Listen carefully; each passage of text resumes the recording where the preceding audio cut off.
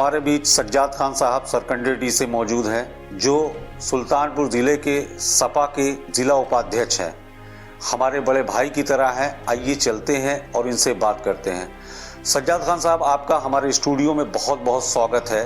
अपना कीमती समय देने के लिए बहुत बहुत शुक्रिया। मेरा पहला सवाल आपसे ये है, विधायक जी काफी लंबे समय तक आपके साथ रहे, उनके दिल की कुछ बातें आप दर्शकों को बता सकते हैं? छोटे भाई, आपके इस टुडे नेशन जी ऑफिस में आपका बहुत बहुत धन्यवाद देता हूँ कि आपने मुझको बुलाया, और खासकर विधायक जी के लिए आपने बुलाया। जी, शुरू करता हूँ कि एक शेर से शुरू करता हूँ। बिल्कुल इरशाद। बिछड़ने वाला कुछ यादें पुरानी छोड़ जाता है, कि जैसे रेत पर दरिया निशानी छोड़ जाता है। हवा में खुशबुओं का एक झोंका रक्स करता है, वो जाते जाते घर में रात रानी छोड़ जाता है। बहुत बढ़िया। अब आपने सवाल किया कि हमारे पुराने मतलब काफी दिन से हमारे ताल्लुकात जो थे, हमारे संबंध क्या थे जी, और कितना दिन का साथ रहा हमारा जी। तो सिलसिले में यह है कि लमसम 35 साल का हमारा उनका बहुत लंबा साथ है जी। शुरू में तो इस्लामगंज चुकिया जो ही घर था, हमारा घर सरकंडी था जी।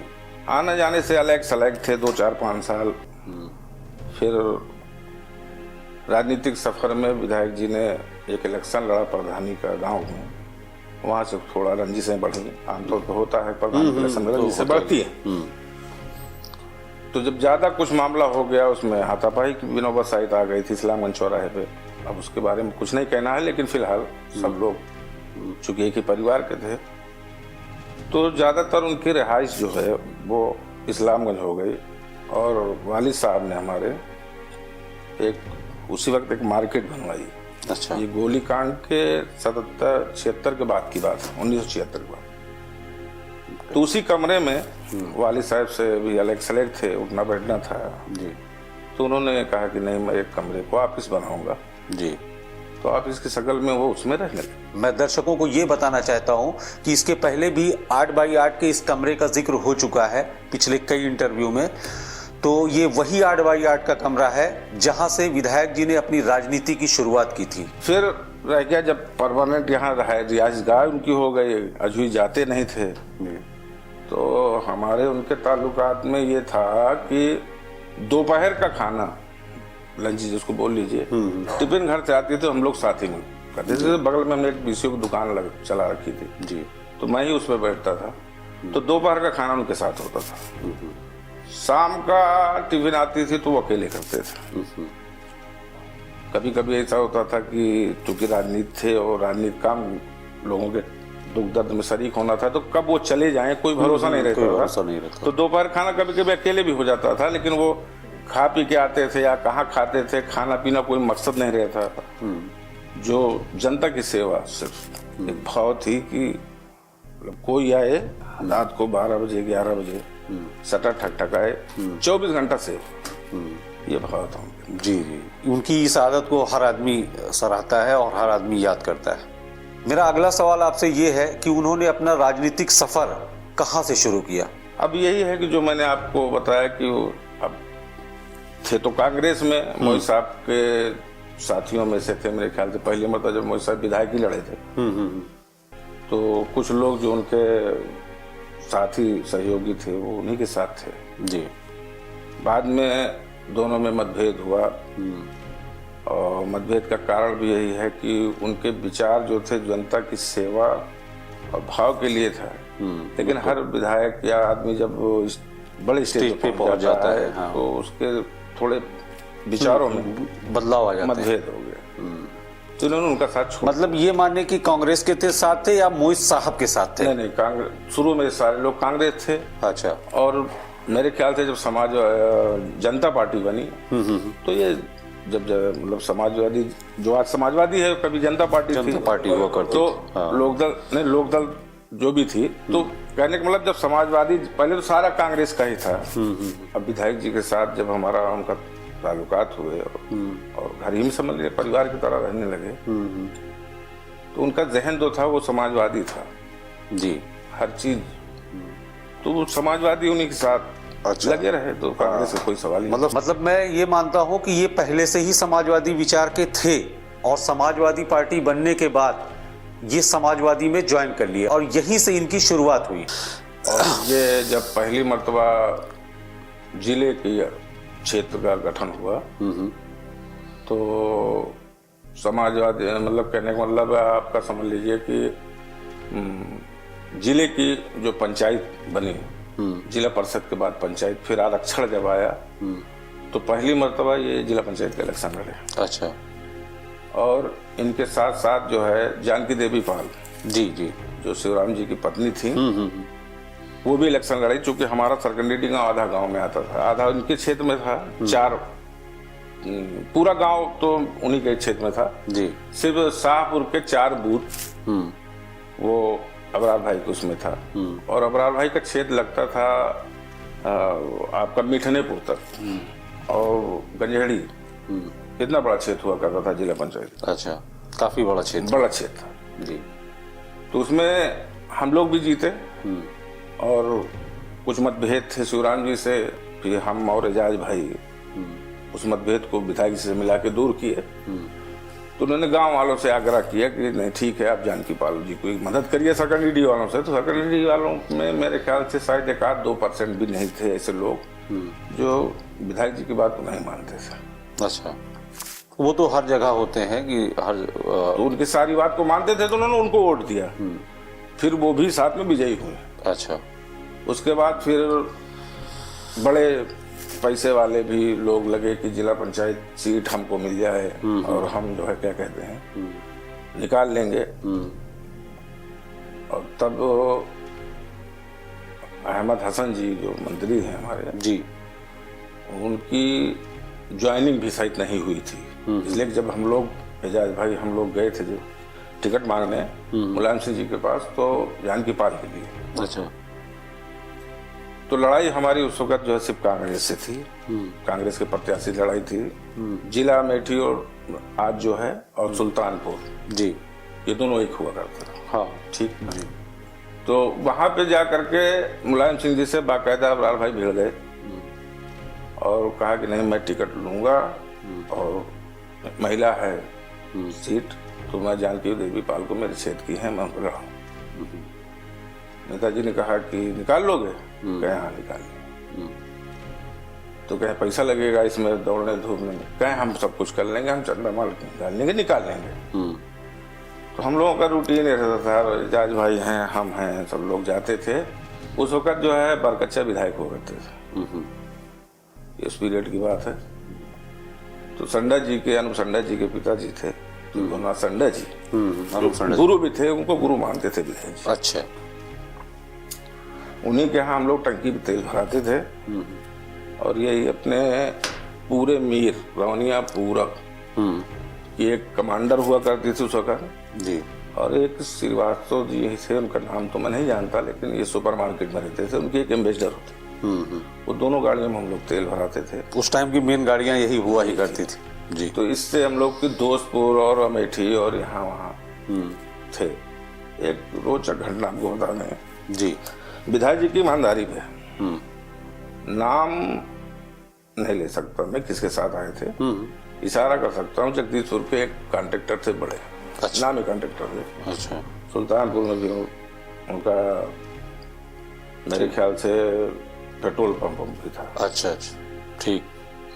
कैप्टन उस वक्त सफाया के साथ आए थे, तो जो कि मैनेज जो है उस जिला पंचायत अध्यक्षी में मैनेज कर रहे थे, कैप्टन साहब देख रहे थे। अच्छा। लड़ाई कांग्रेस से थी हमारी। अच्छा। फिर ये हुआ कि हम लोग रात में 12-1 बजे उसी 8x8 के शटर में एक शटर थी बस, हाँ। तो उसको खटखटाया, किसी ने खोला और अरे वो शटर तो जो है बहुत काम कर गया, अब वो एक नॉर्मल शटर नहीं रह गया है। तो वो बताइए अबरार भाई कि मैं फला इंट्रोड्यूस कराया और कहा कि आपकी जो भी है ये अटैची रखी है, सिर्फ आप हमको इतना बता दें कि कौन कौन लोग आपको वोट दे रहा है। हाँ। तो अबरार साहब ने कहा कि ये मैं लात मार दूंगा इस पे, इसको आप हटा दीजिए। अब उसकी उनकी ईमानदारी का अंदाजा इसी बात से। बिल्कुल बिल्कुल। उनके सफल और हम लोग जी, जीते भी जी इलेक्शन जीते। हाँ, और उस वक्त कमरू जमा फौजी जिला अध्यक्ष हुआ करते थे समाजवादी, अच्छा। उसी पीरियड। तो कहिए कि उस इलेक्शन को जिताने में हमारे नेताजी विधायक जी का हम लोग काफी हाथ था। हाथ नहीं, पूरा बनाने का हाथ था, पूरा सिरे था। पहली मर्तबा 2 इतिहास रचा विधायक जी। अच्छा। जब जिला पंचायत का गठन हुआ, पहली मर्तबा था जब आरक्षण वाली सीट आई थी, जिसमें आरक्षण का मामला चल गया था, उसको भी इतिहास रचा विधायक जी ने। और ये जो इसौली विधानसभा गठित हुई बरसीमन के बाद, तो इसमें भी विधायक जी ने इतिहास कायम किया, पहली मर्तबा के विधायक। हाँ, इस इलेक्शन में तो सपा की लहर थी। सबसे अहम बात यह है कि 2017 में जहां सपा की सीटें बहुत ही कम आई थी, उस इलेक्शन में विधायक जी अपने इसौली विधानसभा से जीते। बड़ी बात यह है। मेन इसमें यह था कि चूंकि हम ही इलेक्शन इंचार्ज हुआ करते थे, उसमें भी इसमें भी। अच्छा। और 3 मर्तबा जिला पंचायत जीते थे जी। 2 मर्तबा ये जीते थे, 1 बार मर्तबा उनकी पत्नी जी। तो लमसम संचालन हम ही करते थे, काउंटिंग से लेकर के पूरा जिम्मेदारी हमारे पास रहती थी जी। उसमें जो ये विधायकी वाला दूसरे टर्म की बात कर रहे हैं आप, उस दूसरे टर्म में यह था कि सबसे मेन चीज थी कि जो कार्यकर्ता का विश्वास था जी, वो कायम था। बिल्कुल बेशक। फिर उसके साथ जो 5 साल की अखिलेश जी की सरकार थी, इसमें बहुत काम हुआ जी। मतलब ये मान के चलिए कि 5 गांव 6 गांव लोहिया हुआ करते थे, लोहिया का चयन हुआ करता था। और उसमें जनेश्वर मिश्रा जी के एक प्रोग्राम चल रहा था जिससे कुछ गांव होते थे। तो 5 साल में मेरे ख्याल से 33 या 36 विभाग थे, जो सारे विभाग जिले के हैं विकास भवन के, उस सारे उसमें लाल रहते थे।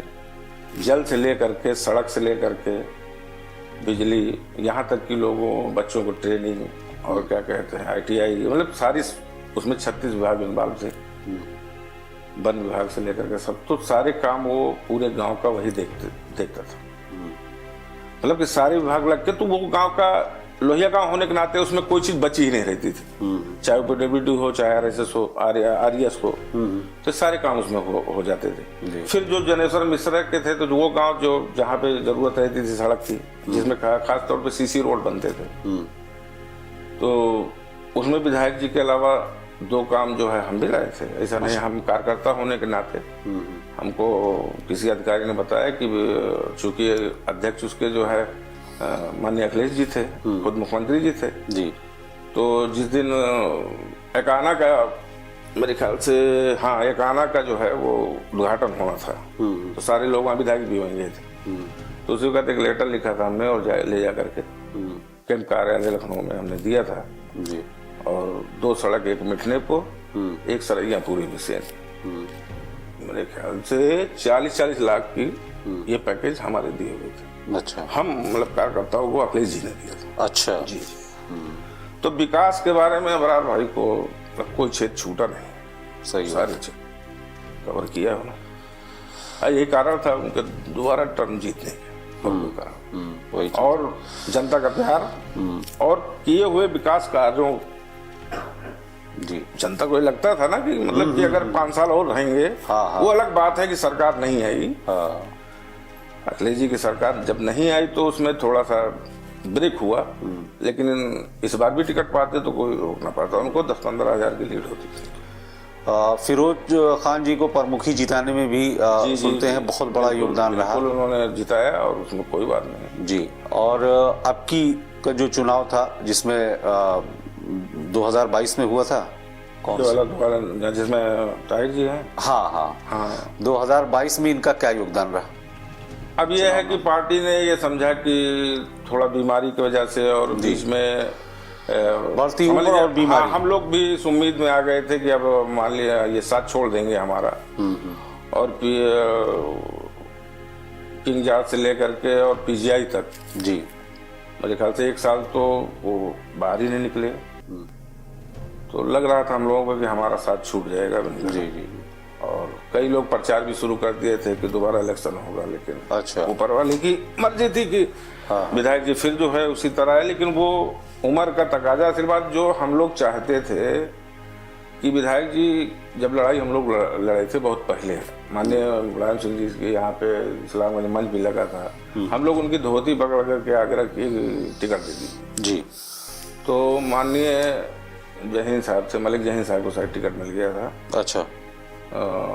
हालांकि बोल के गए थे नेताजी की टिकट देंगे, फिर नहीं मिला टिकट। तो अगर उस वक्त विधायक होते जब, तो आज जो है क्षेत्र पे और खास और भी बदलाव आया होता, तमाम रूपरेखा लगा होती। जी। हालांकि उन्होंने कोई कसर नहीं छोड़ी। क्या उनके राजनीतिक सफर से आपको और पार्टी के कार्यकर्ताओं को कुछ अनुभव मिला? ईमानदारी एक जी। मैं उसका शर्मदीद गवाह समझ लीजिए या मैं कुछ शामिल था जब जिला पंचायत अध्यक्ष जानकी पाल जी हो गए, तो उस वक्त उन्होंने एक ऐतिहासिक काम और किया था। जी। आपने देखा होगा कि उस वक्त जो है टैक्सी स्टैंड चल रहे थे जगह जगह। हाँ हाँ। ये जो प्राइवेट टैक्सियां चलती हैं इसके स्टैंड चल रहे थे। जी। तो हर जगह जो है इसकी एक वसूली होती थी, 20 रुपये, 50 रुपये, 100 रुपये करके, और जिला पंचायत से उसका ठेका होता था। जी। तो विधायक जी ने उस पर बैन लगा दिए। अच्छा।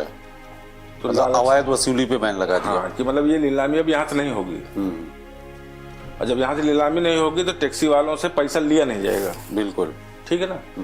जब टैक्सी वालों से पैसा नहीं लिया जाएगा तो वो भाड़े में जो है रियायत करेंगे, नहीं तो हर साल जो है 10%, 20% वो आदमी बोली बोल के महंगा ले लेता था, तो वो पड़ता था टैक्सी वालों पे, तो टैक्सी वाले भाड़ा बढ़ाते थे, तो आम जनता की उस पे।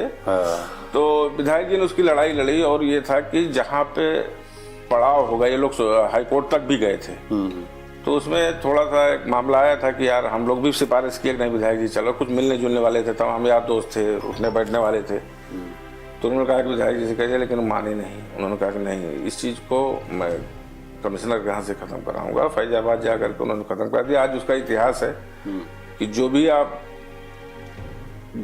ये टैक्सी स्टैंड का मामला था, अभी सुल्तानपुर में तो मेरे ख्याल से शायद चल रहा है या कैसे होती है ठेका ठेला वालों का, लेकिन गांव में जितने भी थे कोई भी स्टैंड उसी वक्त से खत्म हो गए। वो ये भी एक इतिहास का काम है।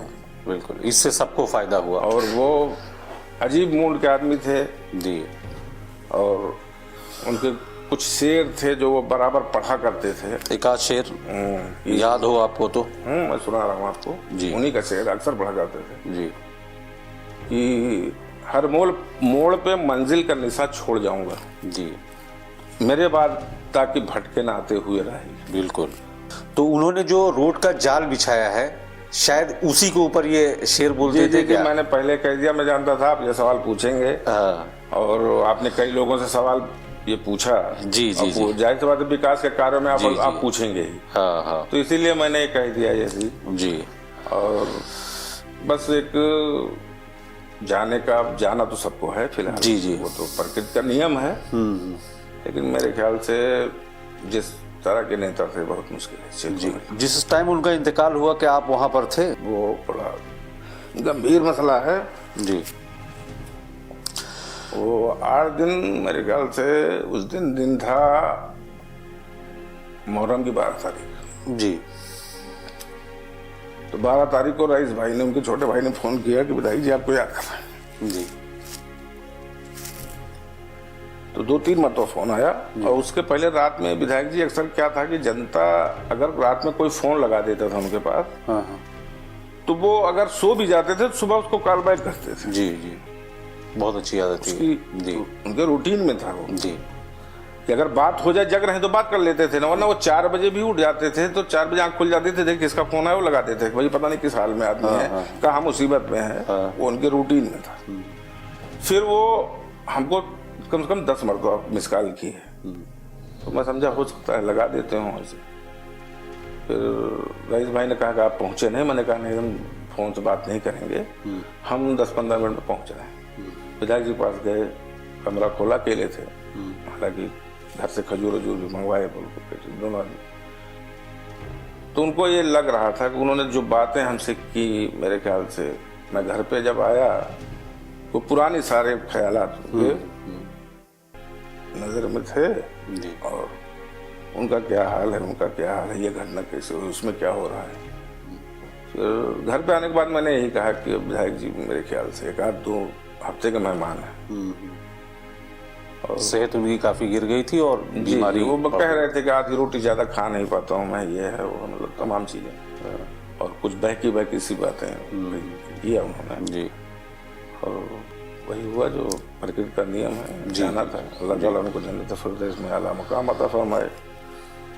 क्या अब इसौली को विधायक जी जैसा नेता मिल पाएगा या नहीं? कोशिश तो बहुत लोग कर रहे हैं जी उन जैसा बनने की, जी। लेकिन हाँ, फर्क ये है कि ओरिजिनल आपने सुना होगा कि जनधन वो जन नायक थे जी, जन नायक। और बहुत से लोग धन नायक, दोनों फर्क है, समानता है। हाँ, धन नायक और जन नायक में फर्क बिल्कुल। तो जन नायक जो है वो बनने के लिए बनना चाहते हैं लोग, हाँ, लेकिन मेरे ख्याल से वो कुर्बानी देनी पड़ती है ना। हाँ, भाई 19 साल अपने गांव के, अपने घर, अपने वतन को, अपने घर को छोड़ करके जो आदमी जनता की सेवा के लिए रोड पे रहे जी। और आज जो अपनी सारी सेवाएं घर पे ले रहा है, 11 बजे 12 बजे निकल रहा है, उसके बाद पिकनिक की तरह क्षेत्र में जा रहा है। तमाम लोग ऐसे लोग हैं, या जरूरत पड़ी तो शादी ब्याह में चले जा रहे हैं लोग, उससे नहीं बन पाए। विधायक जी ने कभी वोट नहीं मांगा किसी से।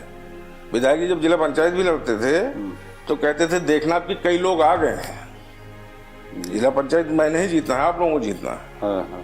अब विधायक भी यही कहते थे। उनका प्रचार करने का तरीका भी कुछ डिफरेंट मैं कहता हूँ कि जो आप कह रहे हैं कि दूसरे टर्म में कैसे जीते, मैं हल्फियन कह सकता हूँ कि अगर वो 25 गांव भी गए हों, 400 कुछ बूथ है हमारे यहाँ, 25 गांव भी वो नहीं गए, हम ही लोग जाते थे। अच्छा। कि तमाम कैंपेन होता है, घर घर जाना होता है, सबसे मिलना होता है, जनसंपर्क होता है। विधायक जी नहीं, स्वास्थ्य के अभाव भी था, उसके बाद भी कहीं वो जाते नहीं थे, लेकिन बस प्यार था जनता का, या जो उनकी कुर्बानी थी, जो उन्होंने किया था, जो संघर्ष था, उसके बदौलत वो हमेशा जीते थे। सज्जाद भाई, आप काफी लंबे समय तक उनके साथ रहे, क्या चलते चलते आप दर्शकों को उनके बारे में 2 शब्द क्या कहना चाहेंगे? क्योंकि वो मेरे परिवार के सदस्य थे, बड़े भाई जी। और मरहूम माँ जो है मेरी, उनको एक भाई समझती थी, हमको अपना लड़का जी। अब वो बताऊंगा तो ये कई घंटे चलेगा। जी जी। बस मुख्तसर ये है कि एक शेर था कि हजारों मंजिलें होंगी, हजारों कारवां होंगे, जी इरशाद। निगाहें हमको ढूंढेगी, यानी कि विधायक जी को ढूंढेगी, न जाने वो कहाँ होंगे। आज वो है नहीं, चले गए तो अल्लाह ताला उनको उनके किए हुए कामों की जजा देकर विधायक जी का आप इतने लंबे समय तक उनके साथ रहे जी, इसके लिए टुडे नेशन की तरफ से आपका बहुत बहुत शुक्रिया। हमारे साथ सज्जाद भाई थे, जो कि सरकंडेडी से आपको इंट्रो पहले ही दे चुका हूं। इनका स्टूडियो में आने के लिए बहुत बहुत शुक्रिया, बहुत बहुत धन्यवाद। आपका भी बहुत बहुत धन्यवाद कि हमको ये अच्छा लगा कि आप विधायक जी को उस पर कुछ जी डॉक्यूमेंट्री फिल्म बना रहे हैं, बहुत अच्छा लगा और होना भी चाहिए। अल्लाह आपको तरक्की दे ईश्वर।